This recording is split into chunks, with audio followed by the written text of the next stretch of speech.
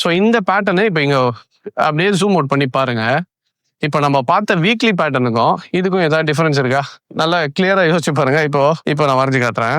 First bottom, next இதுக்கு இது first bottom வீக்லிக்கு, next top, திருப்பி அதே பாட்டம் எங்க ஃபர்ஸ்ட் எங்க வந்துச்சோ அதே பாட்டமுக்கு இதுவும் வந்துச்சு, ரைட்? நெக்ஸ்ட் ஒரு சின்ன கரெக்ஷன், நெக்ஸ்ட் அந்த சின்ன கரெக்ஷனுக்கு மறுபடியும் மார்க்கெட் என்ன ஆச்சு, மறுபடியும் ஒரு கரெக்ஷன் கொடுத்துருக்கு. திருப்பி எந்த டாப்புக்கு வந்துச்சு, ஃபர்ஸ்ட் எந்த டாப்புக்கு வந்துச்சோ அதே டாப்புக்கு மறுபடியும் மார்க்கெட் வந்துச்சா? இதுக்கு அடுத்தது என்னாச்சு, மறுபடியும் ஒரு கரெக்ஷன், இங்கேயும் ஒரு கரெக்ஷன், மறுபடியும் எங்க போச்சு, அதே டாப்புக்கு வந்த இடத்துக்கு மறுபடியும் என்னாச்சு, மார்க்கெட்டு அதே டாப்புக்கு வந்துட்டு ஒரு சின்ன ஒரு 2 கேண்டில் 3 கேண்டில் கொடுத்துட்டு அதுக்கப்புறம் மார்க்கெட் ஸ்டார்டட் டு பூம். கரெக்டா? இப்போ இது டெய்லியில ஏற்கனவே நடந்து முடிஞ்ச பேட்டர்ன்.